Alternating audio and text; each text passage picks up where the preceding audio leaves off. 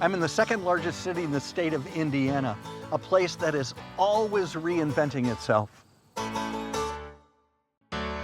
John McGivern's Main Streets thanks the following underwriters. Greendale is proud to be the inspiration for John McGivern's Main Streets. This historic village is a real place where all are welcome. To gather, to shop, to enjoy.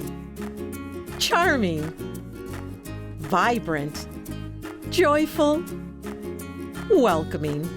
You've just got to see Greendale.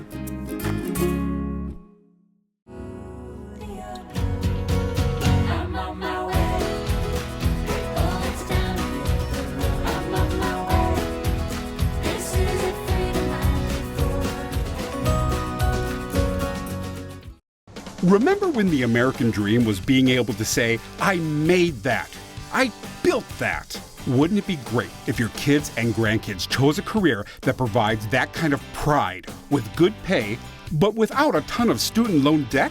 A 4-year degree isn't the only path to success. We need talented people to make and build. On main streets everywhere, skilled work isn't a thing of the past, it's a bright future. Additional funding is provided by the Friends of Plum Media and the Friends of PBS Wisconsin. Thanks, friends. 'Cause these are main streets, something about a hometown speaks to me. There's nowhere else I'd rather be. The heart and soul of communities right here on these main streets. I'm in Fort Wayne, Indiana, along a stretch of West Columbia that is now known as the Landing, which is in reference to a major canal that was about 1 block north of here. In the early 1800s, this is exactly where this town's first hotel, first post office, and first library were. This was the Main Street. Fort Wayne is in the northeast part of Indiana with a population of about 270,000 people. It's about 150 miles southeast of Chicago, 120 miles northeast of Indianapolis, and this is home to 3 rivers, which Emmy would love to talk about. Emmy, time to talk about the rivers. Fort Wayne was established where the St. Joseph, St. Mary's, and Maumee rivers merge. A massive canal project brought trade and commerce to the area, but quickly became obsolete with the coming of the railroad. The town then reinvented itself as a center of innovative manufacturing. Today, it has one of the lowest costs of living in the U.S., and the population is over 268,000. A lot of you may know that I was raised Catholic, parochial school my entire education. This is the Cathedral of the Immaculate Conception, the cathedral for the Diocese of Fort Wayne and South Bend. And right next door to the cathedral is something called the Diocesan Museum. Never heard of one before. I can't wait to go take a look because it's going to feel like I'm at home. Yeah. First, we need to define diocesan. A diocese is pretty much a geographical location and is presided over by a bishop. Our territory takes up Fort Wayne, up around South Bend, and then a lot of little parishes in between there, but that's our location. Who thought of having a diocesan museum? Well, it started with Father Philip Widman with Monsignor Durkin. He was the rector at the cathedral. And at the time, in the 60s, there were churches that were beginning to close, and there were artifacts that were being abandoned. That with the Vatican II, where the environment of churches began to change. They were taking out the communion railings, not so many statues, Sure. all the prayers in Latin, obviously set up so the priest's back is to the congregation. And This is what it always was until then. yeah. Yeah. And that left a number of other artifacts just out in the cold. It started in a classroom with very few objects. Wow. And our oldest piece is a bowl from the time of Abraham. So we go way back. Here's the handwritten Bible from the 1200s. Here's your nun dolls. These are the old-time habits. Sure. With Vatican II. One of the things that kind of went out the window for many of them was the habit. Right. Even if you aren't Catholic, your sense of this kind of beauty is A lot of people are just fascinated to see all of that, and it's part of the joy of being able to present it to people. This is a true recreation of an 1815 fort that back then was built by U.S. troops. And how true? Well, when they constructed this fort, they used the same plans that they used on the 1815 fort. Everything looks exactly the same. I mean, right down to the flagpole that's flying a flag with 15 stars. It's used for reenactments, for battles of the Vikings, all the way up to World War II, and they do that to educate and to entertain the public. It's quite a fort. So guess what the name of this fort is? Okay, so they didn't tell me, but I'm just gonna assume that it is Fort Wayne.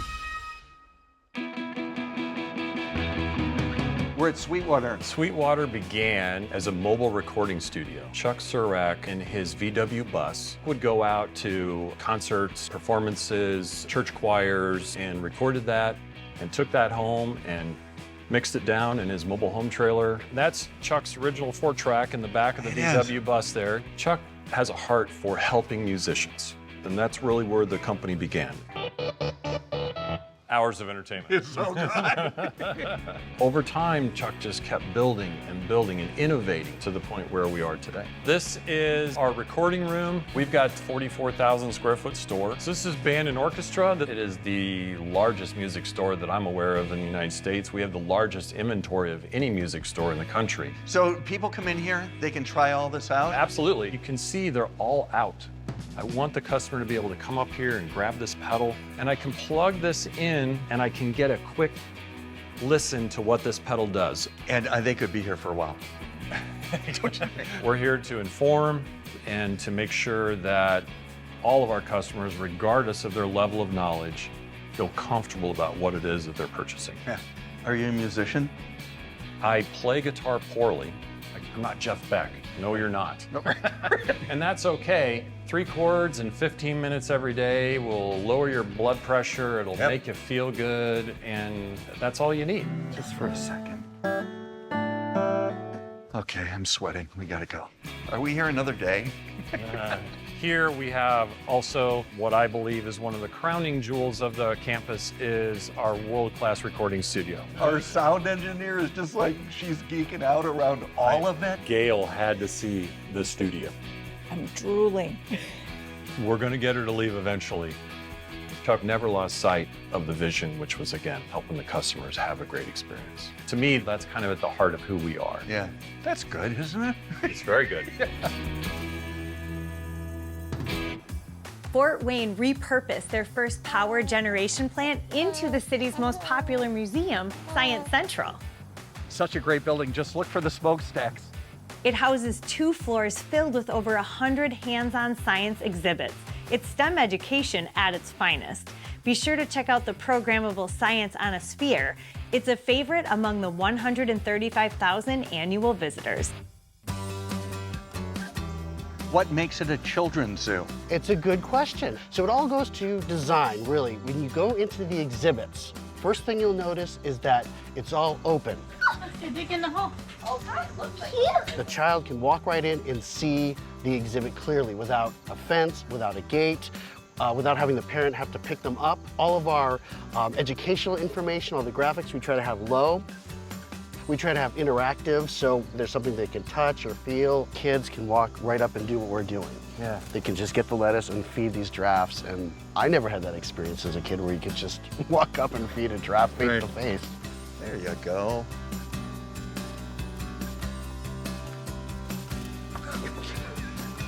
See that tongue? It's bluish black because it's a sun protector. Yeah, I'm not making this up. They just told me, the people that are taking care of these giraffes.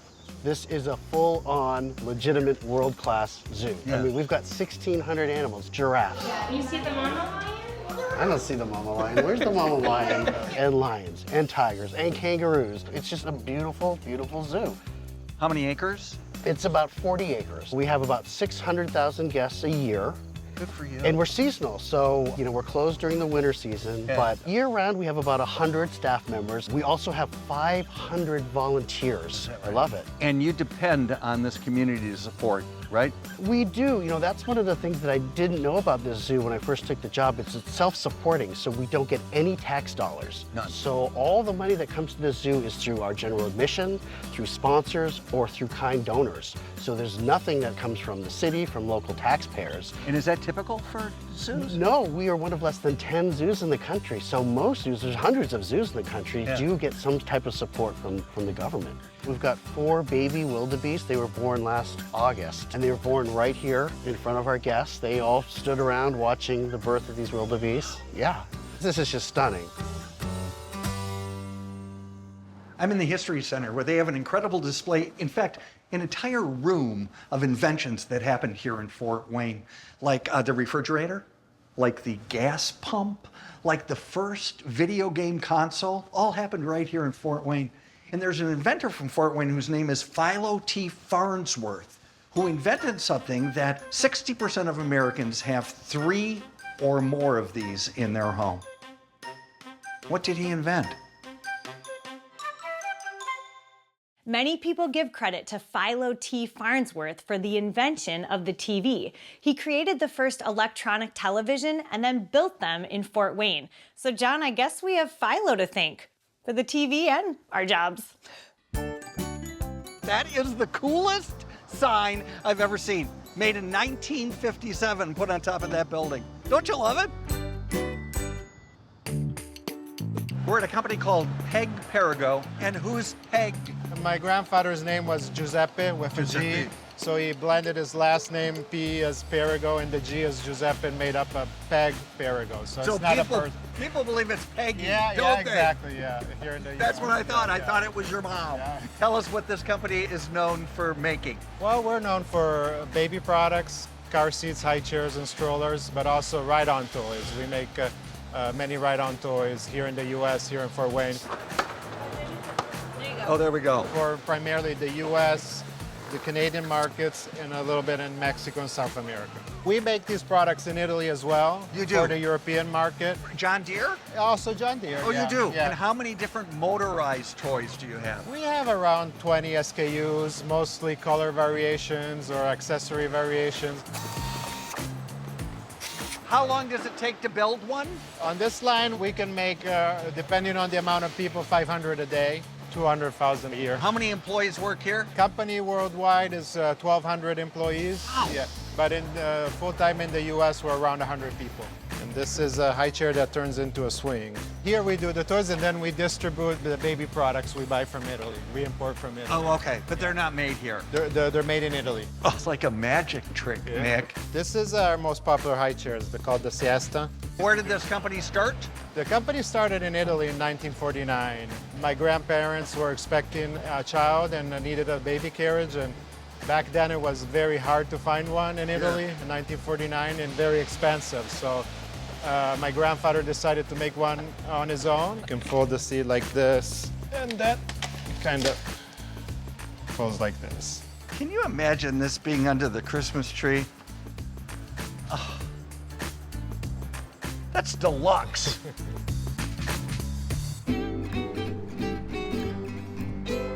This is a remarkable theater. It's called the Embassy Theater in downtown Fort Wayne. It was built in 1928 as a motion picture palace. Vaudeville was also welcomed here, and I love this fact. This theater was Bob Hope's first MC job, right here. It's unbelievable, but in the 1970s, it was saved from the wrecking ball with just 2 days to spare. Now it's home to Broadway tours and national musical acts and different architectural styles that seem to blend and live and work together so incredibly well. This building, remarkable. Vera Bradley bag, and then you'll see The appeal to this is really the vibrancy, the colors, Yeah, the yeah, patterns, quilted totes. well, it and started, if you want to go back that far, 40 years ago. 40 years ago. A friend of mine, Pat, and I, we were sitting in the Atlanta airport, and I said, nobody has anything colorful and pretty, all black luggage and canvas. So my girls were at Michigan State and sent them off to school with these bags, which I made. So they went to college and people were like, where'd you get that bag? Yes. Is that how that worked? Yes. So Pat and I both put in $250, and here we are. You know, we ship close to $2 million a day. A day. In product, yes. Vera is your mom. Here's my Vera mom. Bradley. Okay. Bradley's my maiden name. Is there something that is iconically Vera Bradley? I definitely think a paisley is something that's very Vera Bradley and something that it's known for. And just that hint of whimsy as well. You've done over 2,000 prints probably since the start of Vera Bradley in 1982. Is there a line that I could pull off? Oh yeah, solid navies, and Yeah. I think it's all in how you rock it. It's all in the confidence. You Yeah. can wear whatever you want. So this is our pattern wall. Most of us who work at the design center can point out when we started by a pattern. You're a product designer. I'm a product designer. There's two types of designers, are there not? Yes. Product and Print. print. They kind of start by hand sketching and painting and just working with different mediums, and then they'll eventually kind of move into the computer. Yeah. And then we start hand sketching as well for bag design, and then eventually it just turns into a beautiful It's pretty stuff remarkable. things behind Yeah, us. so take a look at any of this pattern, any color in there, and to find a solid that goes with that, Oh, and to yeah. mix and match all of it, it's the best, isn't It's it? so fun. And the line is certainly now expanded. So now we've expanded into handbags, rolling luggage, beach bags, blankets, apparel, footwear, umbrellas, Yeah. anything, you name it. So the story of two women in a basement in Fort Wayne turning into this, it's a great story. So we currently have 650 associates in Northeast Indiana, and then nationwide we have 2,400 associates. Well, that's quite a workforce It for is. Fort Wayne, Indiana, isn't it? It is. From 20 people to that in a 40-year span is just a great achievement. Yeah. We have people coming and going a lot. Yeah. And where to have them stay was always an issue to me. So you built the hotel, You built the designed hotel. it, yes, decorated. I had anything visually, the decor, the building, all that, yes. I don't want to be Leona Helmsley. Right, okay. No, I don't want You're to be not down in there the, at the no, front no, desk? I don't want to be in the hotel business. Okay. But when we built the hotel, I said, this is going to be the easiest place to staff because you don't have to hire people and say, be nice. We hire nice people. Oh, there we go. And they say, who trains them? Their parents did that, thank you. You know, I mean, it's just a nice place. Good, That's a good way to go. good people. Congratulations on Thank that you. as well. Oh, there was nothing. What's that? A major gateway to downtown Fort Wayne was rebuilt and rededicated in 2012. The Dr. Martin Luther King Jr. Memorial Bridge features inspirational quotes and images of the civil rights leader. Part of the redesign allows the bridge to be pedestrian and bicycle friendly. At night, the bridge is illuminated with over 700 LED lights. They're customized for special events and holidays. What a beautiful focal point for the city. This is the old Wall Street Bridge, and that's St. Mary's River. And this is Fort Wayne's newest park, Promenade Park. It opened in August of 2019, and it's the first phase of a well-planned park. Public had their input, and what a great use of space. Look, there's an amphitheater, there's boat tours, there's a boat launch, they have kayak rentals, and if you take a look over there, that is a walkway that goes through the treetop canopy. And all I want to do is take a walk. Okay, shh. We're in the library.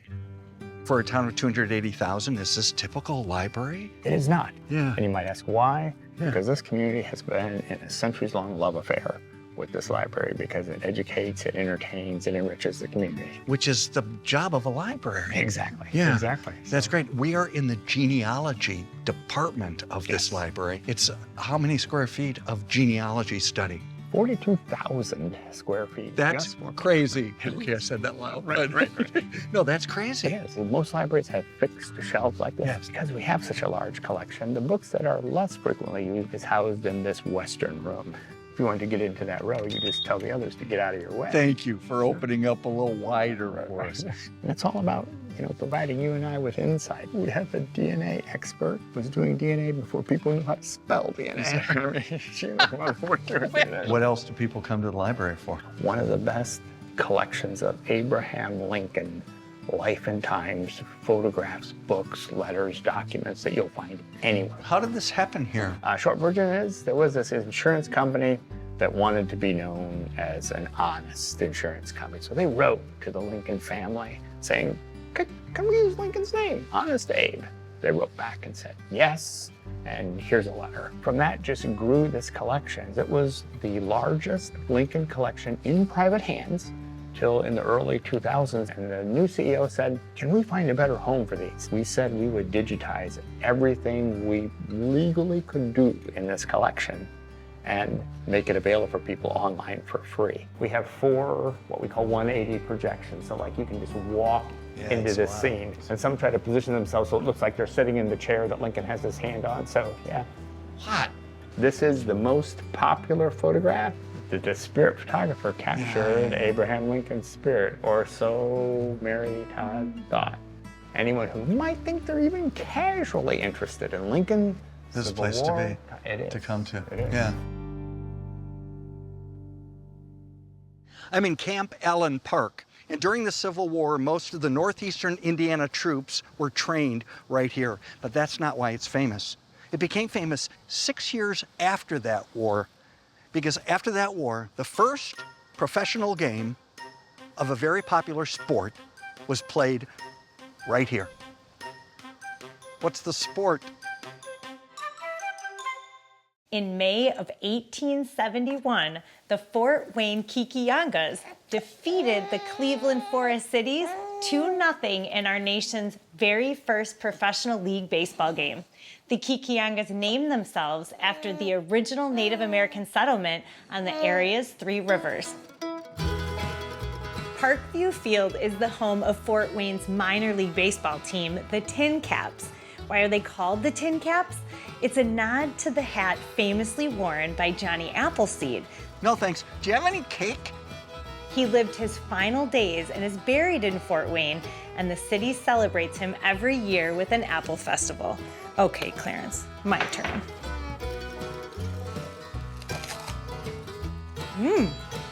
You're too little. Mickey Mantle. Mickey Mantle sat where you sit. I look at this room. There's a couple stools left. There isn't a seat at a table. The place is packed and people are eating these hot dogs. This is an institution, Coney Island Hot Dogs. It's the best institution, John. What do you have to do with this place, Kathy?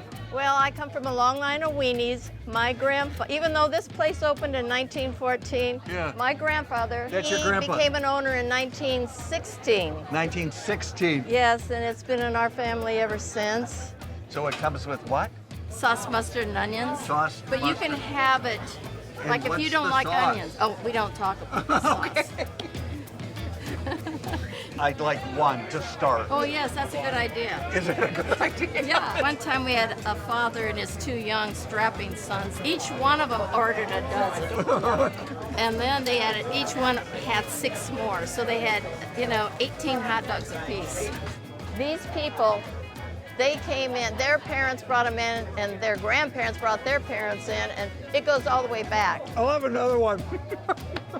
So they lived their lives. I mean, restaurant business is tough. Yeah. Being able to survive, especially these days. But to be over 100 years old, it's the people. And they've always felt welcome here. And the product is sensational. They hand chop every day. Fresh everything, because we don't have a freezer for stuff either. What's the trick with these now? Also homemade. Sweet. Yeah. They're good. What's the recipe? No recipe coming out of this place, buddy. The Forest Park Boulevard Historic District is a lovely drive through colonial and Tudor-style homes. The area started as a 1912 plan to link the city parks with wide boulevards, and it soon became home to many community leaders. You just keep going. I found my new neighborhood. I'm moving to Fort Wayne. A great entryway into the district is nearby Lakeside Park, known for its rose bushes and sunken gardens. I could see why you want to live there, John. Spectacular.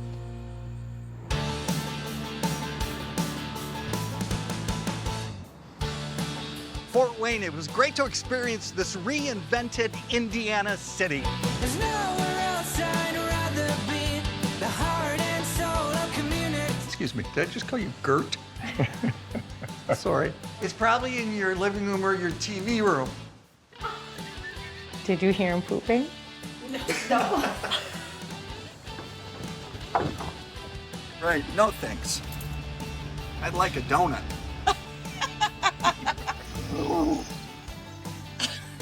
Was that the lion or you? That was the lion. John McGivern's Main Streets thanks the following underwriters. Greendale is proud to be the inspiration for John McGivern's Main Streets. This historic village is a real place where all are welcome.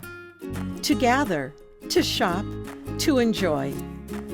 Charming, vibrant, joyful, welcoming. You've just got to see Greendale.